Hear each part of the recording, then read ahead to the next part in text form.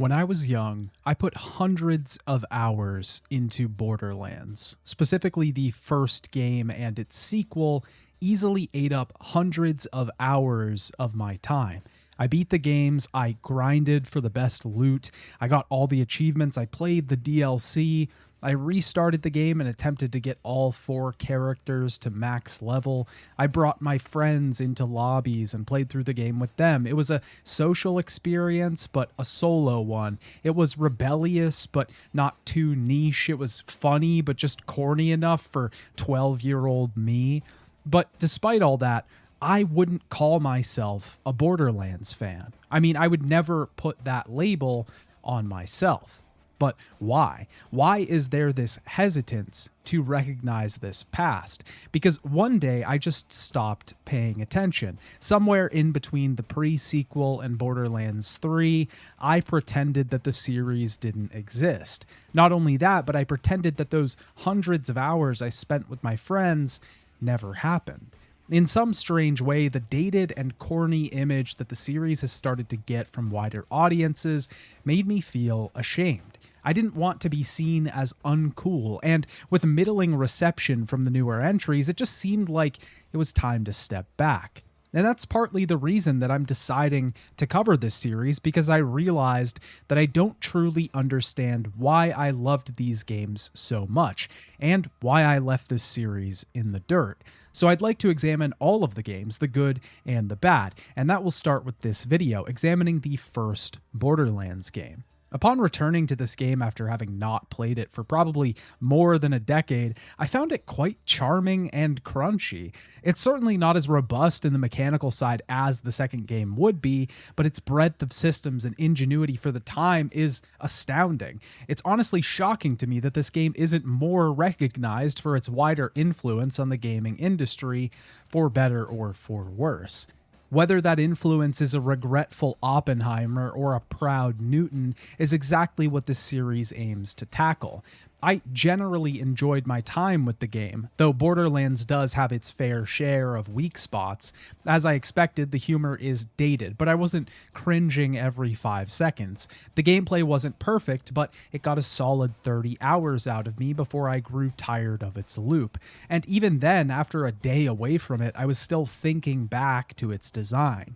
Its environments are often repeated, but it's something to be understood for the team and the time.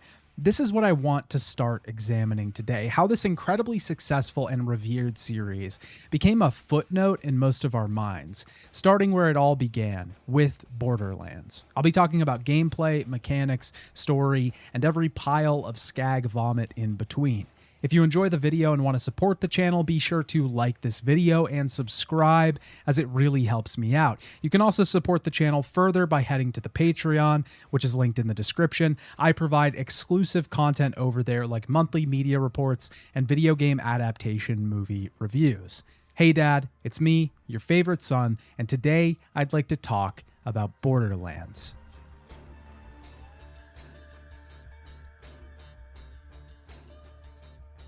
Before Borderlands began development, the heads of the company that would create it were scattered over the gaming industry. Randy Pitchford and Brian Martell were working at 3D Realms, specifically on Duke Nukem 3D, and Landon Montgomery worked at Bethesda. 2 others would join the 3 in founding Gearbox Software in 1999, Stephen Ball and Rob Hieronymus. The studio started developing expansions for Half-Life before porting a few different games to various platforms, including the Windows port of the first Halo. By 2005, Gearbox developed a new franchise called Brothers in Arms. The series mainly took place in World War II, but their next venture was about to wildly shift their focus moving forward. In 2005, the studio began developing a new project that started out with a simple focus. The game was meant to be Halo meets Diablo, a first-person shooter with RPG and grinding elements that allowed the player to collect, sell, and equip loot. At the core of the concept was the short-term gameplay satisfaction that came from the first-person shooter mechanics and the long-term gameplay satisfaction that came from the RPG elements. The team initially laid out different style sheets to decide what the game should look like. They eventually went with something serious and gritty, but ultimately fantastical. This came to a head once internal testing revealed that most people felt the game was too similar to Fallout 3 and Rage. The team quickly realized they needed to set themselves apart when it came to aesthetics. At the last minute, when the game was already 2/3 finished, the team decided to go with a new style, switching from a flat, washed-out design to a cel-shaded one. This made the game feel more like a comic book, flat 3D characters and environments that contrasted themselves well against the drab backgrounds. Because the game was so close to release, teams from other projects at Gearbox had come to help out on the redesign. It helped that the team were reusing some assets and things learned on previous projects, but restarting the art this late into the game was a big move. This move proved to be the right one, and got the game tons of press that it didn't have before. It set Borderlands apart and got more eyes on it than it would have had originally. The art wasn't the only thing that changed between the original reveal and the release of the game, though. In a Game Informer cover feature for Borderlands, the original concept was heavily described. The game originally was far more procedural than it would have been, with areas outside towns generating obstacles for the player each time they entered. The armor in the game was originally meant to change the appearance of your character. There were originally only 3 characters, Mordecai, Roland, and Lilith, with the latter two looking wildly different than their finished designs. Despite the changes, the core concept for the game always stayed the same: to take the moment-to-moment gameplay of a first-person shooter and combine that with the satisfying long-term progression of an ARPG like Diablo. Borderlands was released on October 20th, 2009 in North America and October 23rd, 2009 in the PAL regions, both for PlayStation 3 and Xbox 360. It was then later released on October 26th, 2009 in the US and October 30th, 2009 in PAL regions for Microsoft Windows systems.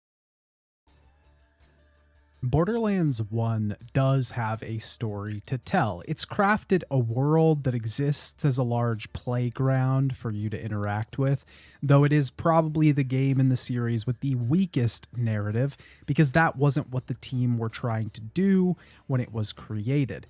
They were honest about this in interviews as well, describing the story as something that didn't need to be interfaced with. It was optional, only existing if players wanted to engage.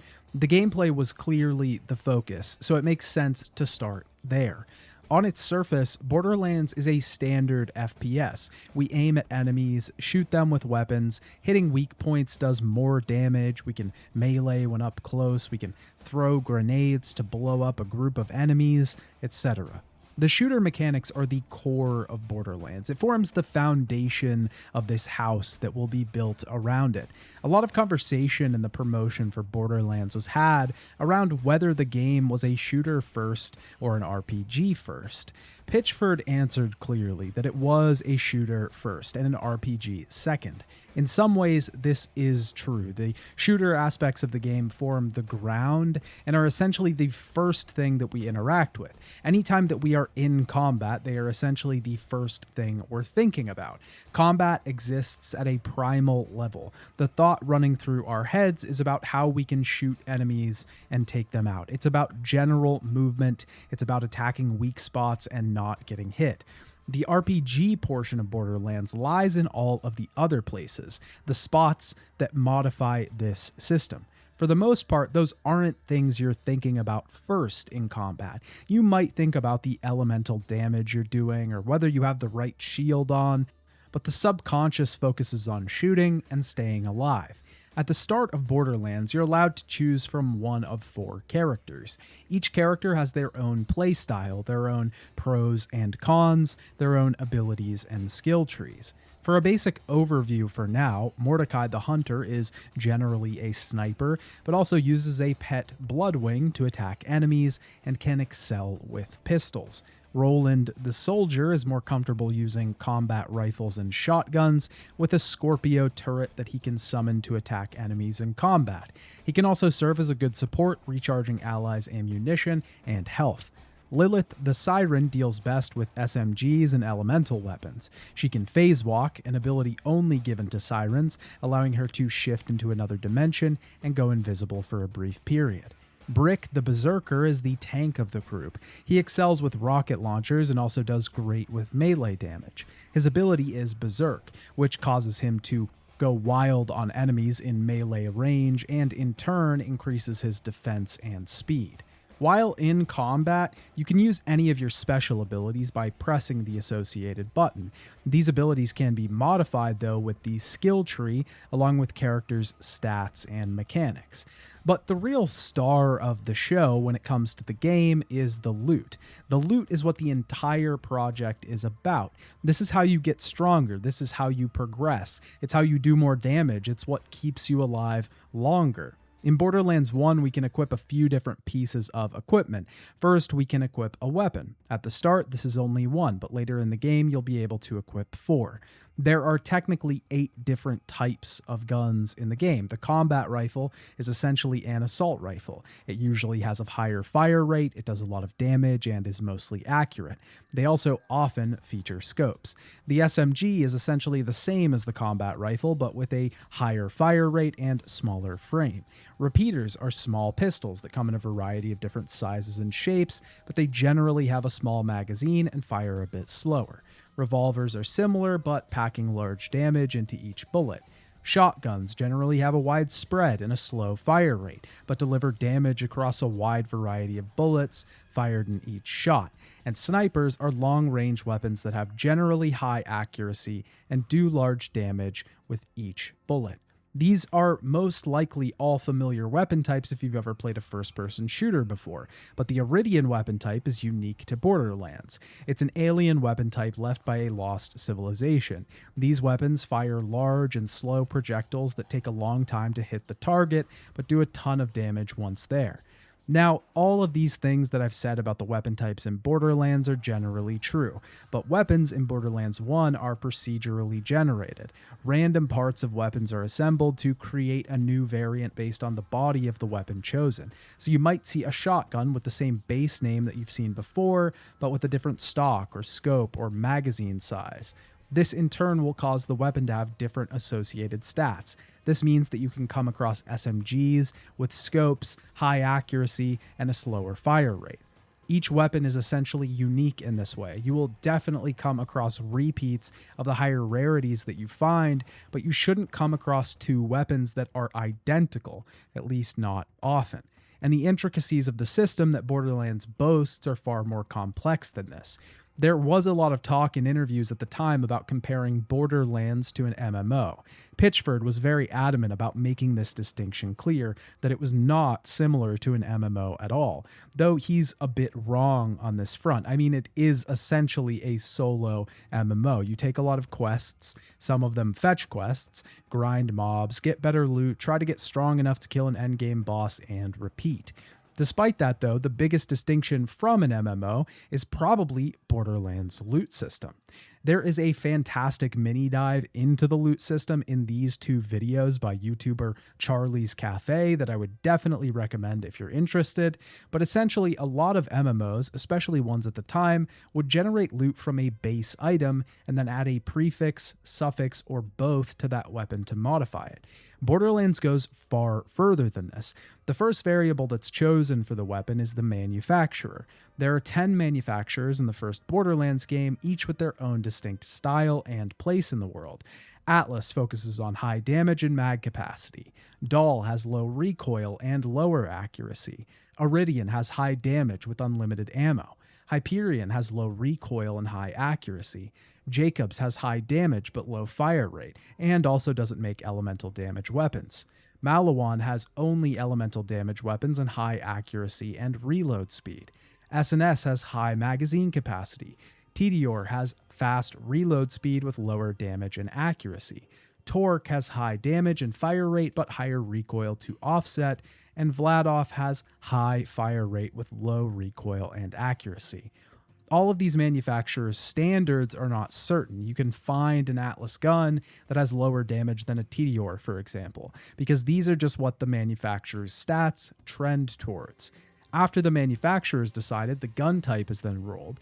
These are the ones that we talked about before, SMGs, shotguns, etc. But certain manufacturers don't produce certain types of weapons. Atlas doesn't make combat rifles, Jacobs doesn't make rocket launchers, S&S doesn't make revolvers, etc. Once this is done, the parts are rolled. This essentially gives each weapon a static foundation so that there's a floor for them to build off of, with the system's own restraints to keep everything from going entirely off the rails. Each weapon can have up to, I believe, 7 parts. Now, shout out to the fantastic Borderlands wiki as well. You know what they say, you can tell how great a game's community is based on the health of its wiki, and damn is the Borderlands wiki in top shape. The weapon's strength is also determined by material grade, though. This is a naming system that is applied to each weapon. The material grade also determines the color scheme of the weapon, but in particular, it affects the strength of the manufacturer bonuses. So those attributes that we talked about before that each manufacturer is known for. But then things are, of course, complicated further by rarity. Every time we find an item, it will be assigned a color based on the rarity of its parts and body. Common weapons appear as gray or with a white light emanating from it. Uncommon weapons are green, rare weapons are blue, and epic weapons are purple. These rarities are basically assigned based on a value of all the parts on the weapon. It's not necessarily attached to the specific parts or type of weapon that's dropped. Legendary weapons are a bit different. They appear as orange mostly, but they're essentially lower level rarity weapons that include a legendary part. They also have a slight color scale to them. The darkness of the orange color determines how rare and high value they are. The darker orange, the more rare. The lighter, the less rare. The final rarity is only included in one of the DLCs for the game, the Secret Armory of General Knox. It's called Pearlescent and appears as a light blue color. And this is just weapons in the game. We can also equip 4 other types of items to our character. Shields can be equipped and give us exactly what it sounds like, a shield. This shield will be depleted in combat first. When taking damage, it's initially taken from our shield. Once that's depleted, we take damage to our health. The shield will recharge depending on the recharge rate on the item and any other modifiers that we have from skill points or gear. These also come in a large variety and can do things like burst out environmental damage when the shield is depleted or charge incredibly quickly. Grenade mods can be equipped to alter the damage and the type of attacks that your grenades do. Some are fire grenades that only detonate when enemies come near them. Others are electric grenades that spawn many more when they're thrown. Class mods are specific to each class. They alter the way that your class works and the benefits that you get. They often increase many of your skill points and increase a specific modifier associated with your class, like ammo regeneration or electric damage. But how exactly do you get gear? Weapons can be dropped from enemies, and Borderlands 1 in particular has a special mechanic that causes enemies to drop the weapons they're actually using. So if you're getting attacked by an electric weapon, that enemy will drop an electric weapon. Of course, larger enemies that aren't using actual weapons will drop different gear. We can also receive different pieces of gear from quest rewards, but the biggest way that we get gear is from chests. There are a few different types of chests in Borderlands. The first type you'll inevitably encounter are red chests. These drop anywhere from white quality weapons to legendary. They are pretty common, but not as common as white chests. These have less rare weapons than red, but also tie into main quests every once in a while. The best all-around chests are the Crimson Lance chests. These only appear in the Secret Armory of General Knox DLC, and they are the only ones that can contain pearlescent items. There's a ton of other chests that don't contain weapons. Ammo chests only contain ammo, and just about every single other container can contain either ammo or cash. Cash can be used at stores to purchase ammo, grenade mods, shields, any piece of gear. The pieces of gear offered in stores are usually less high quality than the ones you find in chests, but it's also up to RNG, just like everything else. All of these pieces of gear form your build. Do you want to focus your Roland on high turret damage and survivability, put points in those skills, get a good shield, and build your weapons around that? Want a Mordecai that has high sniper damage hitting enemies from afar? Get a good sniper and put skill points into that type of damage. Speaking of characters, let's talk about them and get into the weeds on their differences. The character that I always played when I first played this game was Roland the Soldier. It was the character that I chose for my main playthrough this time around as well, though I did play all of the characters for this video. Roland, like I said before, specializes in combat rifles and shotguns generally. He has 3 skill trees like all other characters in the game. Each skill tree requires 5 points to be put into it to access the second level, and then 5 more to be put in to access the third, and so on. Once you get access to the 4th and final level, you only have one option, the final skill for the tree, which usually provides a large mechanic that alters your gameplay in some way. Roland's first skill tree is infantry. This tree mostly focuses on bullet damage or magazine size, essentially dealing more damage or shooting more. The first skill increases your bullet damage with all weapons, and the other increases your Scorpio turret damage. The second level has a skill that increases your shotgun damage and decreases the spread. The other skill increases your fire rate and decreases your recoil when you kill an enemy, just for a brief period. The third level has a skill that reduces the cooldown of your turret when you shoot an enemy, and the other increases the magazine size and reduces recoil with combat rifles specifically. The final skill in the infantry tree allows your Scorpio turret to launch a guided missile every few seconds when fired. Each of these skills can have 5 points put into them, slowly increasing the benefits that they provide. The support tree generally provides more skills that benefit you and your allies in combat. It also focuses on the Scorpio turret more than the other trees. The first skill increases your shield's recharge rate, and the second gives you and your allies ammo regen when nearby the turret. The second level has a skill that causes your shields to recharge faster when you kill an enemy, and a skill that increases the number of shots that your turret fires each time you use it. The third level has a skill that increases your grenade damage and regenerate grenades when you kill an enemy, and the other increases the cooldown rate of your Scorpio turret overall. The final skill on the support tree fires out ammo pickups at regular intervals while your turret is out. The medic tree, the final tree for Roland, generally deals with support and healing for both you and your allies. The first skill increases maximum health and allows your turrets to regenerate you and your allies' health when nearby it. The second level has a skill that increases mag capacity with all weapons, and the second allows Roland to shoot allies to heal them. The third level contains a skill that has a chance to revive teammates when they're near the turret, and a skill that increases your bullet damage resistance. The final skill for the medic tree increases health regen when killing an enemy. Roland overall is about dealing damage and supporting teammates while also yourself in combat. You can increase survivability and ammo regeneration, which is incredibly valuable because you generally have to buy ammo if you run out or find it in crates or in combat. Mordecai, the hunter's main ability, is his skill that summons Bloodwing. The pet flies out and attacks an enemy before returning. His first skill tree, Sniper, focuses on doing better from afar with long-range weapons. The first level features a skill that increases accuracy with weapons and reduces sniper rifle sway.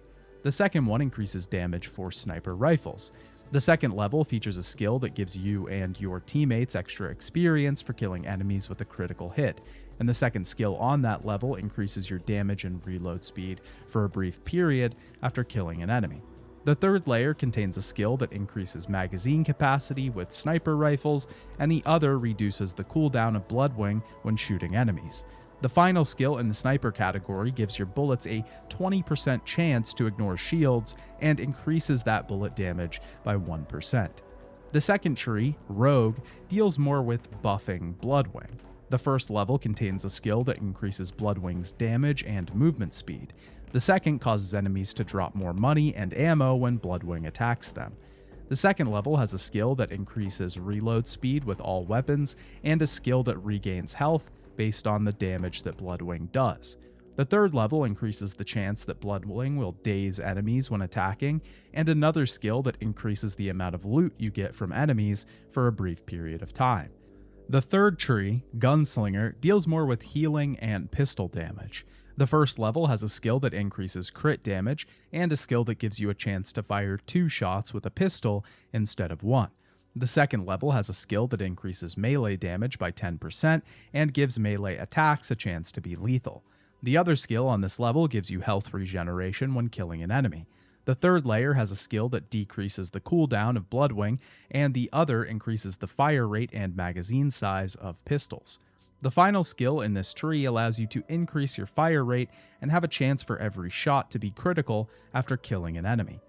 Mordecai overall can be played either exclusively with snipers or pistols. Of course, any character can use any weapon, but Mordecai excels with these more than others. He doesn't have any skills that do particularly better at long range, but he does best using pistols up close and snipers from afar.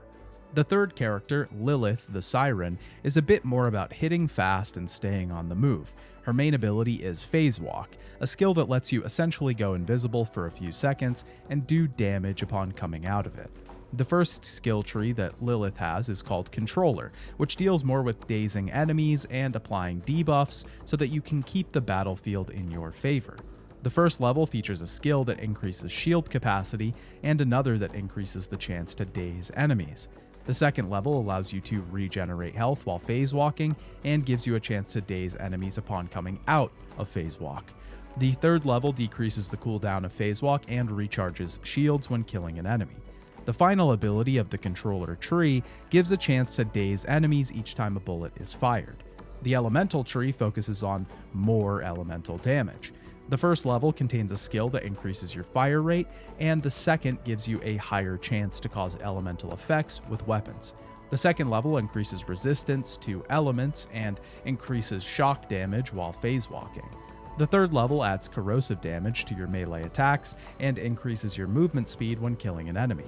The final skill in this tree causes you to deal fire damage to nearby enemies and gives you a chance to not spend ammo after killing an enemy.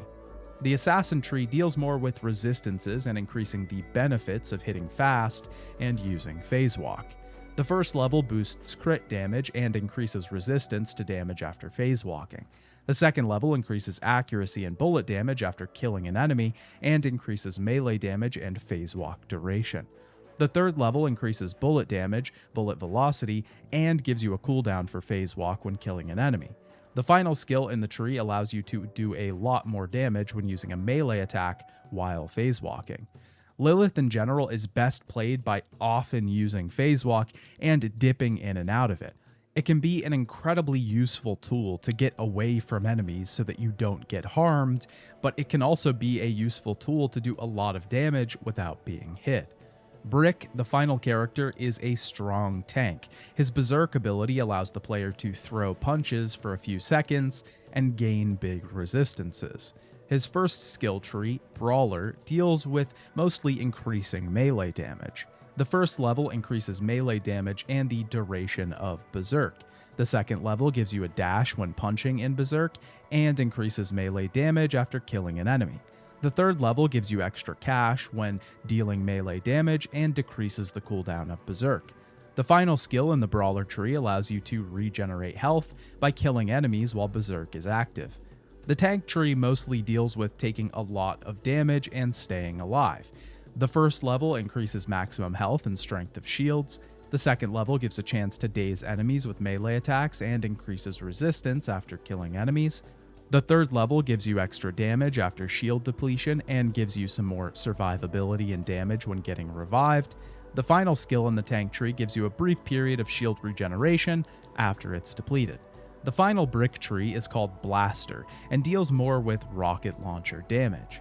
The first level increases explosive damage and reload speed. The second level increases damage with weapons after killing an enemy and increases the mag size of a rocket launcher. The third level reduces the cooldown of Berserk after killing an enemy and increases resistance to explosive damage. And the final skill in the Blaster tree increases your fire rate and rocket regen after killing an enemy.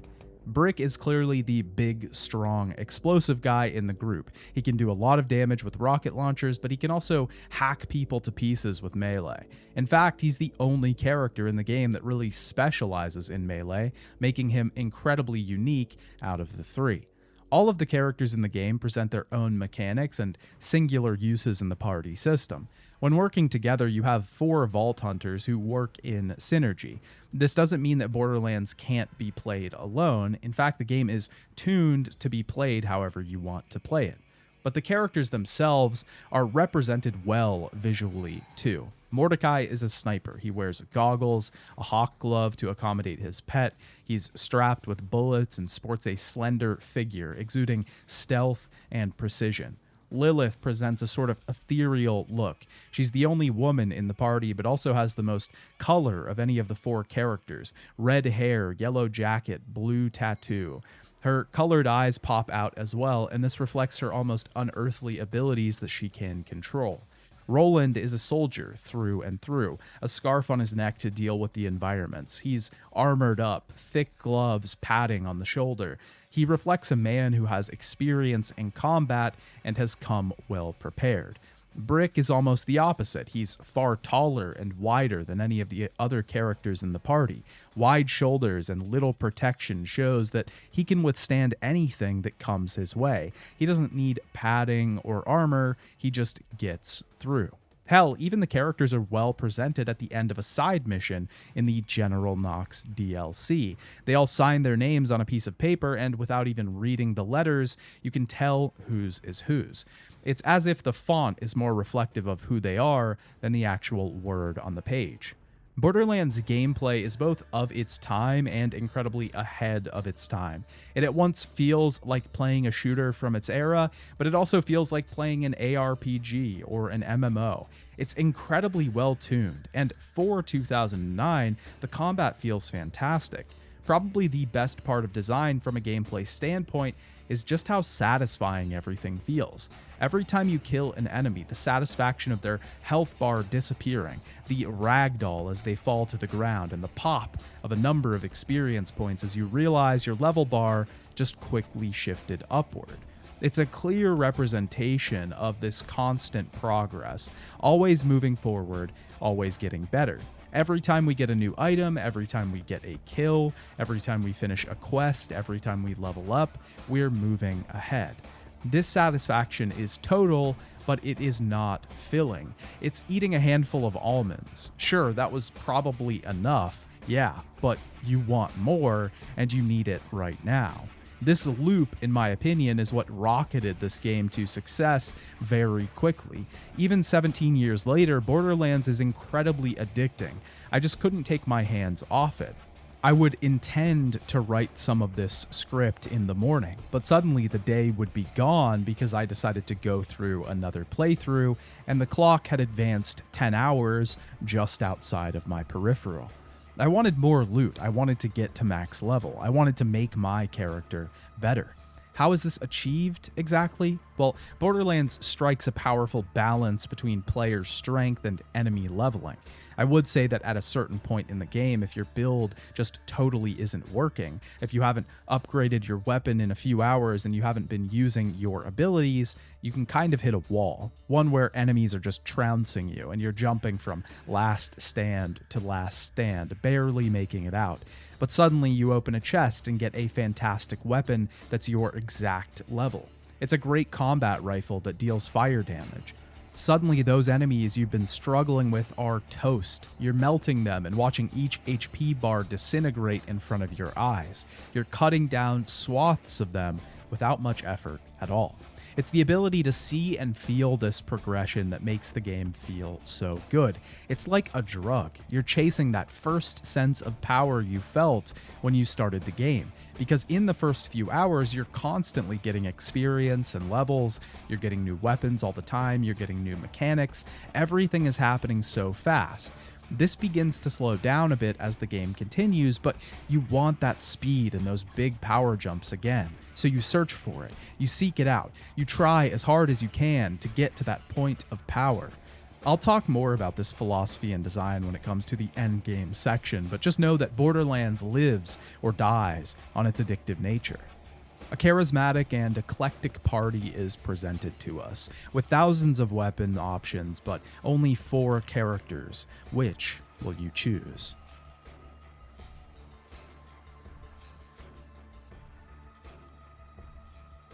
This leads us to the beginning of the game, as a group of Vault Hunters arrive aboard a bus headed into the desert town of Firestone on a planet called Pandora. As we're introduced to these hunters, the Cage the Elephant song, Ain't No Rest for the Wicked, plays. Borderlands, at least for me, turned this song into a hit at the time. I would have never even heard of it otherwise. Before we move on, and while we're still at this introductory cutscene, we should probably talk about Code Hunters. Code Hunters is a 2006 animated short film that premiered at the MTV Music Awards. It was commissioned by MTV Asia and won a ton of awards at the time. It was written and directed by Ben Hibben, and if you watch the first few minutes of the short and then place it beside the first few minutes of Borderlands, it's insane how similar they are. Exact shots are basically replicated. The general style of the cell shading and the dusty, sort of low contrast environment, it looks a lot alike. This wouldn't be a huge issue, but years after the game came out, Forbes interviewed Ben Hibbins for an article about the controversies of Gearbox, which at the time of Borderlands' release were very little, but by now have risen to a mountain. He stated that he was contacted by people at Gearbox to work on the redesign of the game when the team had decided to change the art style. They eventually stopped emailing him and the deal fell through. Ben Hibben never worked on the project, but it's clear that the artists working there were very inspired by Code Hunters, at the very least.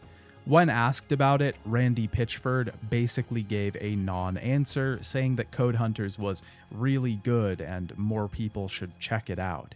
I wouldn't really point this out if Ben Hibben wasn't literally asked to work on the project. It's definitely at least very fishy. I think the intro cutscene itself is very derivative, and it's possible that the team got the idea to cel shade the game from Code Hunters. But outside of the introductory cutscene, Borderlands does develop its own style, its own niche. I just like to make this distinction because it needs to be clear, and I felt like it would have been irresponsible to just not talk about it. Regardless, the beginning of the game establishes our setting, a wasteland on the surface of the planet called Pandora. A legend exists on this planet, a legend of a vault. This legend has inspired a generation of people to become vault hunters, dead set on seeking out this vault and the treasures that supposedly lie inside. The narrator has determined that this legend is real, and that a so-called guardian angel guides people to the vault. We're then introduced to our 4 vault hunters as they're driven by Marcus Kincaid to the town of Firestone. We select our character, and on my main playthrough, I chose Roland.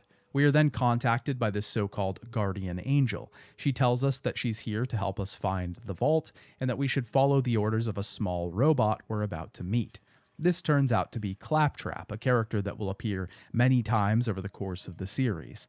He is essentially a cornerstone of the comic relief in Borderlands. Though Borderlands is a very comedic game in general, that is mostly Claptrap's main role in the story. He's a wisecracking, whiny, and loud guidance robot. The humor in Borderlands is dated, but not nearly as dated as I thought it would be. It can be best described as quirky. It's not quite irreverent, not anti-comedy, just F-words are funny and violence as a commonplace is humorous. It's not my thing, but I can't say that some of the jokes in Borderlands didn't get a small chuckle out of me. I don't think that I'll be able to say the same thing about the other games in the series because the humor and tone of the games shift drastically over time. But at least for the first game in this franchise, it's not awful. It doesn't completely disrupt the game that we're trying to play. Claptrap guides us on a tutorial through Firestone. He gives us an echo device that allows us to communicate with various people that we'll meet on our journey. A lot of Borderlands' story is told through these echo conversations, which function like one-sided codec calls. He also introduces us to our UI, the New You system, which revives us when we die, and to the town of Firestone. On the way, the town is attacked by bandits from just outside, and we have to defend it. In town, we find businesses locked up, protecting themselves from the invading bandits. Dr. Zed is the first one that opens, and the only human resident of Firestone, at least that we meet. Zed also happens to maintain the various medical vending machines around town. We can buy shields and health items from these machines as we find them. One of the first missions that we have introduces us to this system by sending us out to fix up the machine that Zed has installed inside of his building. During this process, we also fix up Claptrap after he's attacked, we rid the surrounding area from some skags, and we meet a one-legged man on the outskirts of town named TK Baha. In the game, we have certain strings of missions, story missions, that advance the main tale and progresses Borderlands. But we also have access to optional missions. These generally are offered up by the bounty boards in the game. The optional missions range from interesting or funny little tasks to just straight up fetch quests. These missions are important though because they give us extra experience, both from killing the mobs associated with the quests and from completing the quest itself. Like I said though, side quests range from interesting conquests to take on unique enemies and to just picking up weapon parts. This would improve slightly later in the series, but Borderlands doesn't really need stellar quests for its loop to work. Sure, would it be great? Yes, but it's not mandatory because the loop itself is cemented in the loot and level system. We can take some interesting quests for TK though, because he's had some food stolen and we need to recover it. He's also had his prosthetic leg stolen from a large skag nearby named Scar, who we can kill to get his leg back. We're also set upon a bandit leader in the area called Nine Toes, essentially our first boss of the game. After killing him, our guardian angel contacts us to say that the vault is real and that this is just the first step on our long journey. But killing Nine Toes has now angered someone else, his boss named Sledge. We might have made the surrounding area slightly safer, but that was just a dent in the bandit machine that's taking control of this place. Making a real difference can only happen if we get to Sledge. Pretty quickly after this, we're introduced to the Catch-A-Ride system, and if I can make one point to note how impactful this game was on my life, I have not gotten Scooter saying this out of my head in 17 years. Hey, you the one killing all the crap when people ask? The catch-a-ride, catch-a-ride, we're playing catch-a-ride. The Catch-A-Ride system allows us to essentially print a car for us to drive around. We can grab these and then drive a vehicle through the wasteland to get to the next objective. We can attack enemies while in the vehicle by either using our primary or secondary weapons. When playing in co-op, multiple people can ride in the vehicle, either hanging off the side or sitting in the turret. There are two different types of Catch-A-Ride vehicles outside of the DLC, a machine gun vehicle and a rocket launcher vehicle. The driving can be pretty wonky, but honestly gives the game a distinct feel. It also allows you to do insane things like hitting massive jumps with boost and sending your vehicle flying. It usually doesn't get in the way of traversal, and you get used to the controls pretty quickly, so it becomes a part of the charm at a certain point. That being said, it was kind of annoying when a car wouldn't move and I had to get out and walk the rest of the way. With the Catch-A-Ride system, we're also introduced to another character, the one in charge of the system, named Scooter. He's another comic relief character, a sort of Southern hick caricature that's all about cars and doesn't mince his words. We're then sent to grab a key to the nearby mine so that we can get access to Sledge. There, we take on a large bandit, grab the key, and on the way out, we get a message from Commandant Steele. She's the head of the Crimson Lance, a faction we won't meet for a bit yet.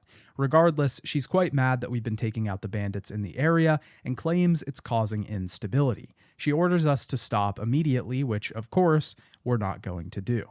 We then meet Sledge, a huge bandit with a red welding mask and an enormous hammer. Defeating him, we can grab an Iridian artifact from a nearby chest. Our guardian angel tells us that this is the key that opens the vault, or rather part of it.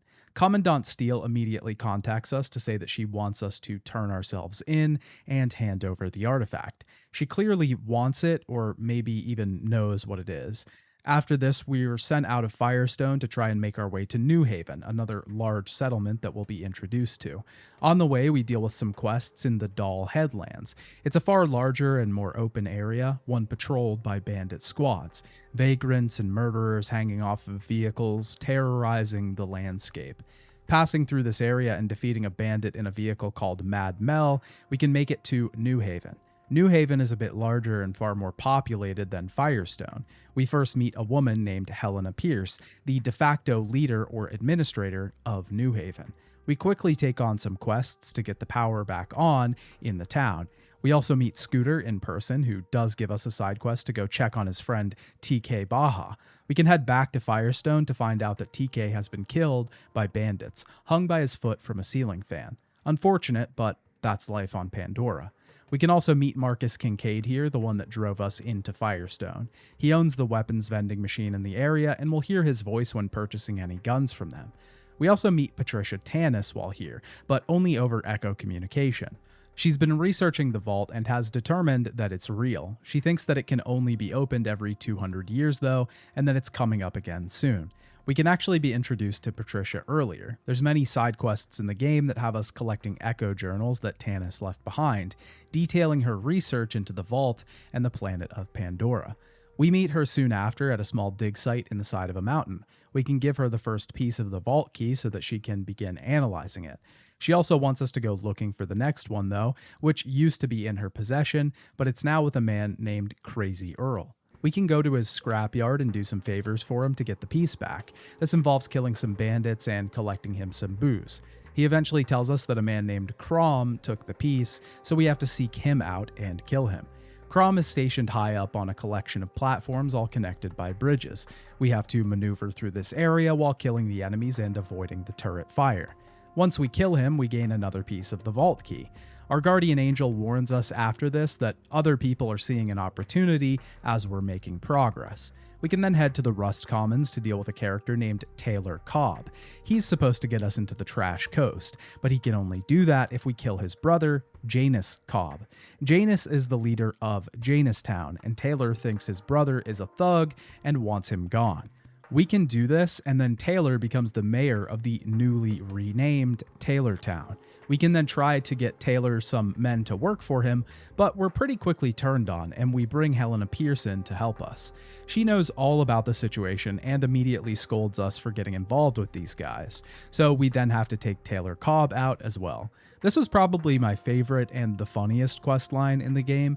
It just shows how duplicitous the population of Pandora can really be, and also how little we know about how this place works. This petty squabble over a very small town, our ability to completely change the way the area works and then just take it back because we stupidly made a mistake.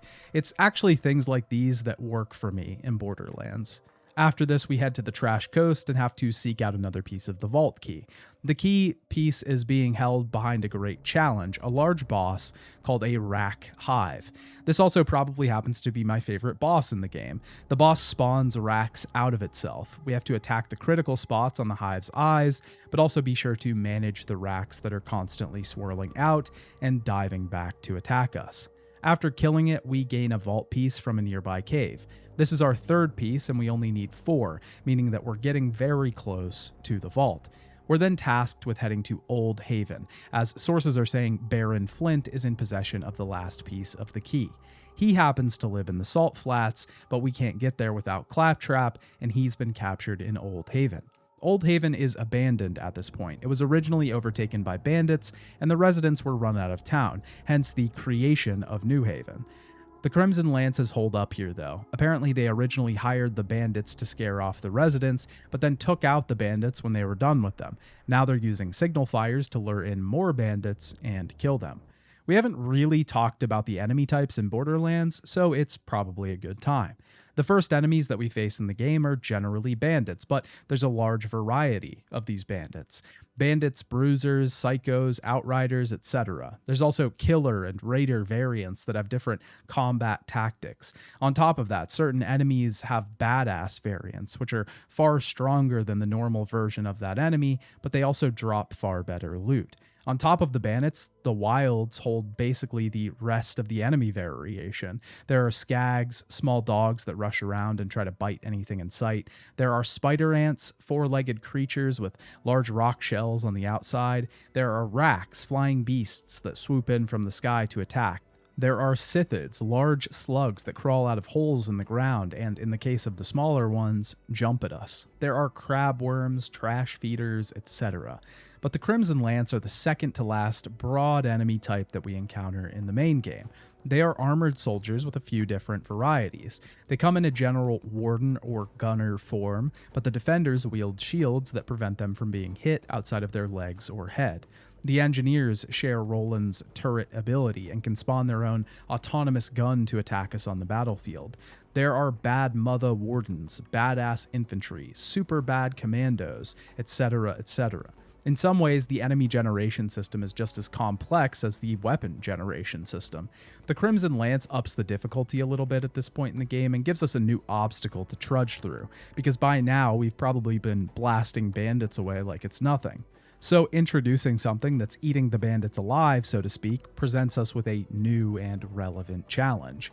Once we infiltrate Old Haven and rescue Claptrap, we can make our way toward Baron Flint by taking out some patrols around his hideout in the Salt Flats. We can then infiltrate his facility, a massive tower in the center of the wasteland. We take him out at the top, but quickly find that he doesn't have the artifact anymore. This is because Patricia Tannis has decided to betray us and has taken the piece of the key for herself. We need to find her. Commandant Steele quickly calls us to say that she has the completed key since she was working with Tannis. She recommends that we just leave the planet, but of course, we're not going to do that. She also shuts down the Echo network just as our guardian angel is contacting us once again. She can still call us very briefly, but urges us to move quickly because the window to open the vault is closing. We can infiltrate the Crimson Lance facility and find Tannis to realize that she wasn't betraying us. She was on an errand and was captured by the organization. She now has the vault key, so we have to restart the ecosystem. As soon as we do this, we need to head to the vault and get the key back from Steele before she opens it. We head to the vault finally, but on the way we meet our final enemy type. These are the Iridians, a seemingly ancient and nearly extinct alien race that are the source of the alien weapons we've found on the planet. They also have something to do with the vault, as they are labeled as Guardians and are fighting off the Crimson Lance forces that are attempting to get inside.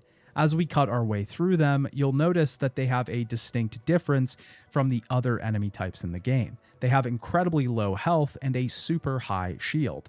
This means that attacking them with electricity, since shields are weak to electric, makes them way less of a challenge. But it's also the inverse to every other enemy that we've faced in the game so far. Some of them fly in the sky and launch beams at us, others hurl bombs from far away, and some get up close and personal to slash at your Vault Hunter face. Regardless, when we finally get to the vault, Commandant Steele is already set to open it with the completed key. As she does this though, a massive portal opens up and an alien being from inside kills her. This is called the Destroyer and is the final boss of our game. The Destroyer has long tendrils with purple weak spots that serve as severing points. Destroy them and the limbs fall off, reappearing from the portal moments later, but doing a lot of damage to the boss. The weak point in the center is also a massive way to take away health. Once the Destroyer is defeated, it crawls back into the portal, and our guardian angel thanks us for completing the journey. The vault won't open for another 200 years, but she believes we'll fetch a good price from Tannis for the key. She also reveals that she knew the Destroyer lay inside the vault, but knew that guiding us to destroy it was the only way it wouldn't kill the Earth.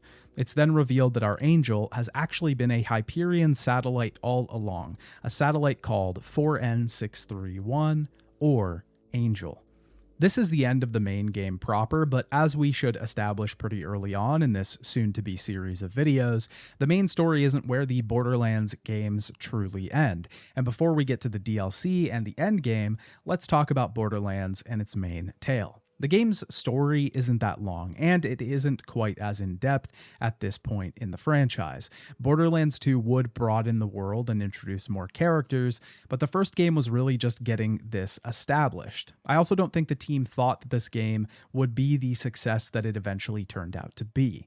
On top of that, the team was very vocal from the beginning that the story was optional engagement, so it's nothing I can harp on the game too much for.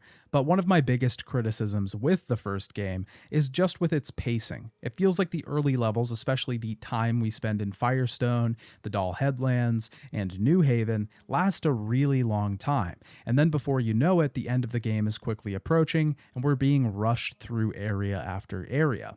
The ending of the game does feel a bit abrupt. The last third, honestly, feels a bit rushed. It certainly does have pacing issues, but there's a lot to love about the game as well. The style is incredibly weird even for this time. This strange post-apocalyptic Mad Max dark comedy world is both funny and troubling. Characters like Zed mark a last stand in a wasteland, a pillar that won't go down with the lawlessness that's taken over the world. But at the same time, people like Scooter are just fixing cars and dropping one-liners. Combine and mesh these tones together, and it creates something almost wholly unique.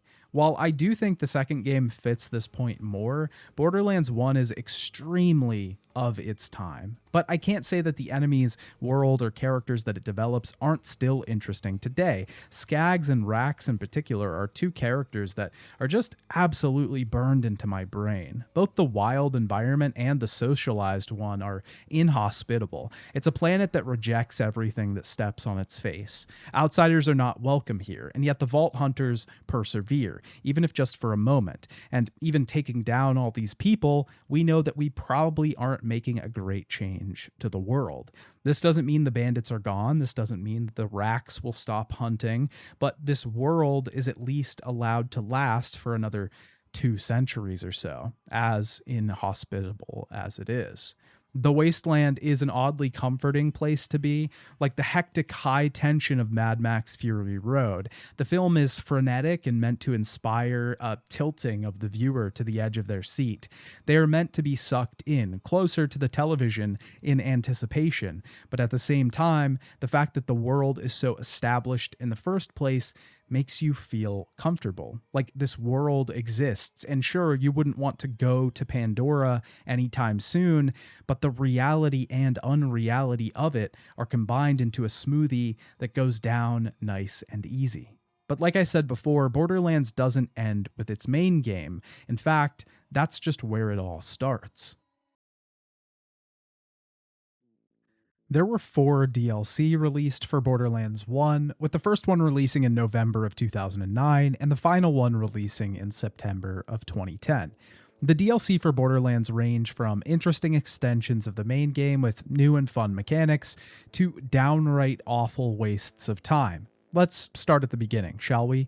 On November 24th, 2009, the zombie island of Dr. Ned was released for Borderlands 1.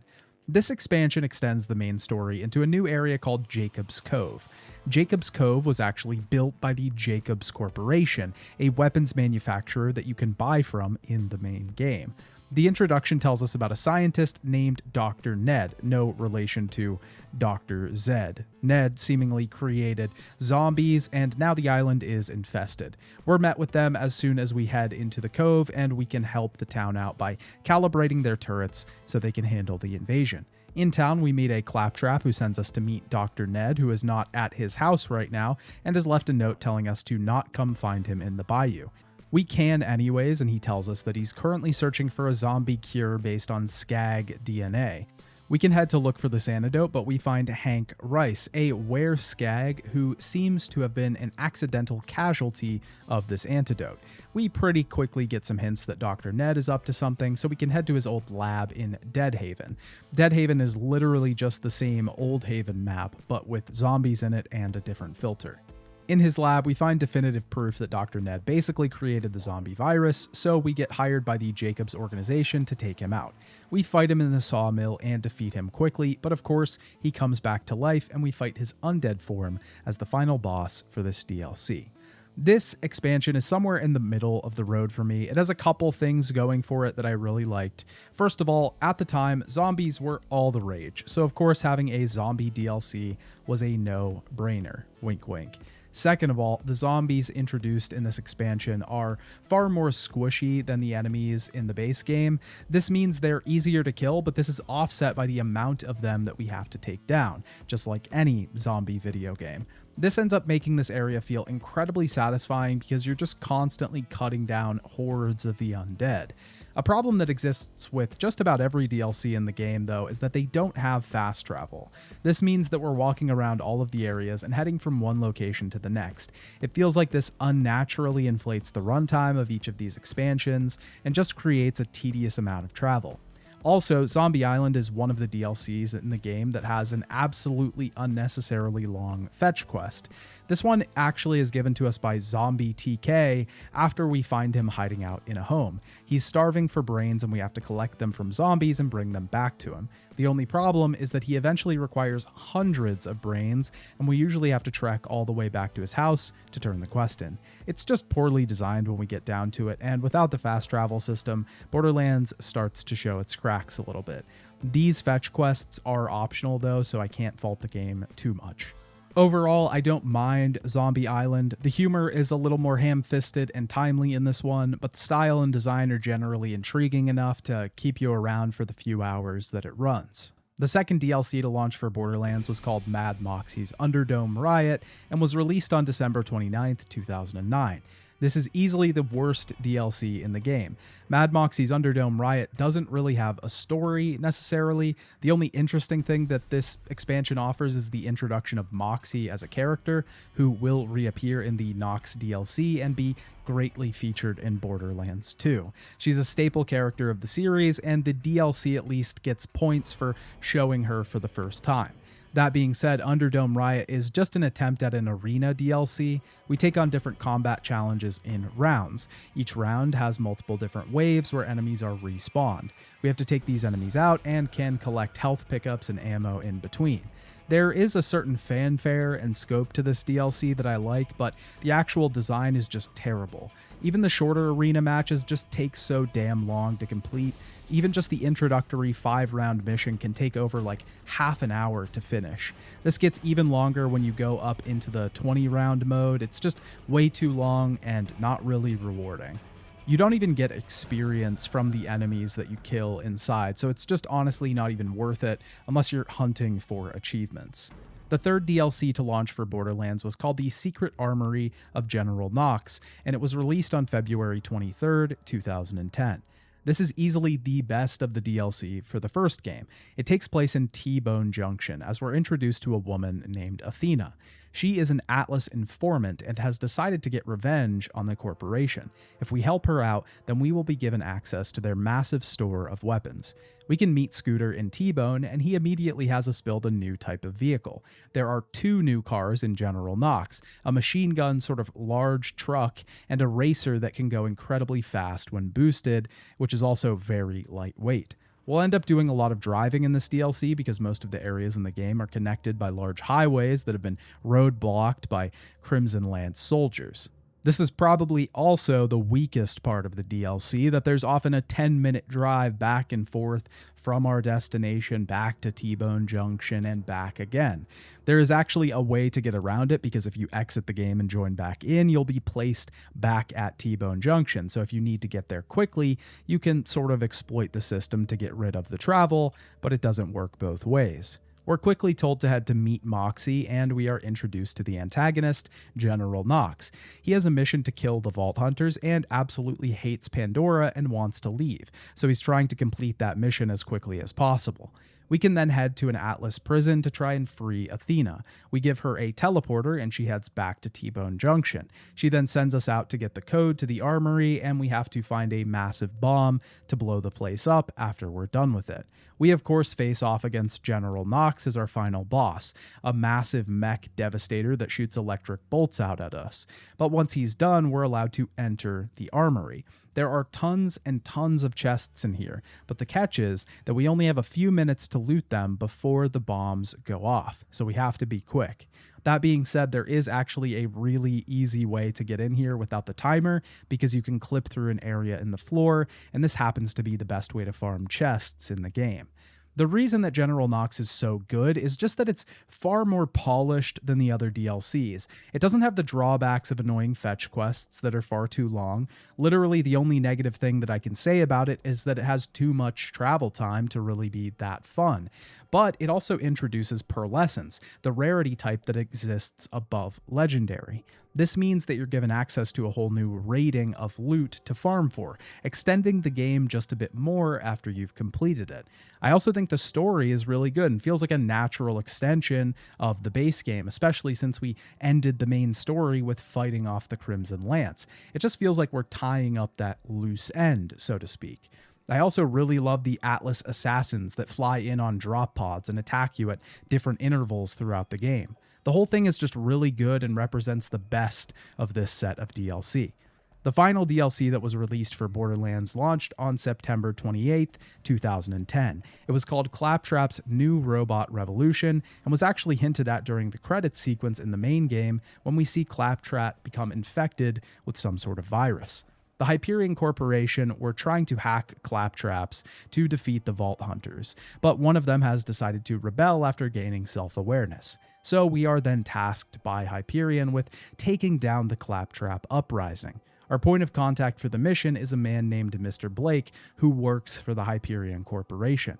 We are then sent on a variety of missions called Operation Claptrap to bring power back to the town, to take back a factory that's been overrun, and to get a device from a Hyperion warehouse. During these missions, we end up fighting resurrected versions of the bosses from the main game, a Claptrap version of General Knox and Dr. Ned in particular, even one of Commandant Steele. The coolest thing about this DLC is the final mission, though, where we have to fight the interplanetary ninja assassin Claptrap, and it's just a mega machine supporting it. It's a pretty great fight and also takes place at the same spot that we arrived on the bus in the beginning of the game. After defeating this enemy, we're given tons of chests by Mr. Blake. These can be farmed as well, but unfortunately, you can't get pearlescence from them. This DLC is probably somewhere around the same quality as Zombie Island for me. For the most part, it's just okay. It's kind of cool to fight Claptraps, but they're not really the main enemy for most of the game. It's a lot of recycled enemies from the main game. The recycled bosses also don't help the plight of this DLC, and it has one of those annoying fetch quests that require us to collect hundreds of Claptrap parts. I think the DLC as a whole are mostly fine. If I had to rank them, I would put Nox at the top, followed by Zombie Island, Claptrap, and of course, Moxie at the bottom. The DLC in the next game would be far better and more expansive, but these expansions were setting a precedent for the series moving forward. That being said, not even the DLC is generally where the Borderlands games end. With any Borderlands game, there is a concept of the endgame phase. This comes after you beat the base game and after you've completed the DLCs. Well, what is left to do after all of this? Honestly, this is where the game gets truly good, in my opinion. This is where things start to really shine with the system. This is where you're forced to dive into the nitty-gritty and see how the mechanics work and how you can exploit them. Borderlands 1 probably has the weakest endgame of all the games because it wasn't really truly established yet. The team knew that people would want to play this game, but they weren't really sure that players would want to sink hundreds of hours into it after the story was done. But that's exactly what you do in Borderlands. The first thing you'll probably do after completing the main game and the DLC is play a second playthrough. This is an option that you receive after completing the base game. It's sort of like a new game plus. You can start the game over with the same character and keep everything that you already have: items, skill points, levels, etc. Enemies level from the start of the game are increased, and of course you gain more experience as well. So you can get to a far higher level, with the max in Borderlands 1 being 69, because of course it would be. So trekking all the way through a second playthrough will probably take you far less time than the first. And once you're at the end, there's one crowning achievement, and that's defeating the series' first raid boss, Cromer Max the Invincible. This boss can only be fought once you've beaten the General Knox DLC. You get a mission from the bounty board to head out to the Beast's Den and attempt to defeat it. It is incredibly high level and is a very difficult challenge. He has multiple weak points on his body, but also summons multiple different minions that all have diverse weaknesses. The thing that makes it even more difficult is that the boss always scales to 4 levels above the character hosting the game. Defeating Cromer Max is a challenge, but you're rewarded with great loot and possibly some pearlescent items if you're really lucky. But this is mostly the extent of the endgame in Borderlands. There's a bit more intricacy to it than that, though. By the time you get around to your second playthrough, something drastically changes in the way that you look at the game. It's possible to beat the main game in the DLC and not really truly pay attention to your gear. Maybe you're just passively picking things up and selling them. You're just grabbing items that have the green arrows that show you they have higher damage than the weapon you've equipped. You're just picking up shields that seem to be stronger. But on your second playthrough, you're almost required to put in a bit more time and effort, to take a critical eye to every piece of gear that's dropped, to examine the weapons you receive to see if they're truly better than what you have. This is where you start looking into how the gear system actually works, figuring out how to get better gear and farm pearlescence, figuring out how to get even better legendaries than the ones you have. None of this is required if you just want to beat the second playthrough though. You can eventually just brute force your way through, but if you do take the time to get better gear and really look into things, you'll be rewarded with that satisfaction and power that you've craved throughout the game. This is just a taste of what the series would really be about, though. It's just the first inklings of what Endgame would really mean in Borderlands, because at a certain point in Borderlands 1, you will run out of things to do. Sure, you could farm pearlescence forever and try to get nigh unattainable rolls on the rarest of weapons, but eventually you'll most likely just get bored and walk away from it. Borderlands 1 is sort of a proof of concept, a foundational premise that would turn out to spawn a series still continuing nearly 20 years later. I think the first game is a bit overshadowed by its brother and subsequent entry in Borderlands 2. Its loot systems aren't as well thought out, its mechanics aren't as polished, its worlds aren't as diverse, its characters aren't as unique, and yet there's still a both quiet and loud charm to the game. Borderlands 1 is a game of its time, but I didn't play the game feeling that it was incredibly dated. Sure, there are some late epic bacon jokes every once in a while, but these weren't so infiltrating to my experience that I couldn't continue. And this is because of something critical, that the gameplay systems at work here are so good that you can overlook that stuff if it isn't your style. You can optionally engage in the tone and comedy if you're just here for the gameplay. This is the delicate balance that the first game in the series establishes. So what happens when the gameplay starts to waver? Well, that's a subject for the later videos on future entries. But Borderlands 1, honestly, I think is a bit underrated for what it is. I was shocked at how complex the gear system in the game was for the time, and a lot of the story around Borderlands is its legacy. The game certainly created a genre and essentially changed the gaming industry for quite some time. Again, whether you believe this was a good change or a bad change, this is where the looter shooter began. Without Borderlands, we probably don't ever get Destiny, or at least not in the form that we did. There's also something charming about the style that the game wears on its sleeve. It's the unabashed pride in its corny humor, the constant self-deprecating millennial comedy, for lack of a better word, is never hidden. It's worn on full display for the world to see. It's not a facet of the game, it is Borderlands. It's not even a skin that it wears. If this style was removed, the series just wouldn't be the same. It's a part of it, inextricably linked down to the very cells that form the building blocks of the franchise.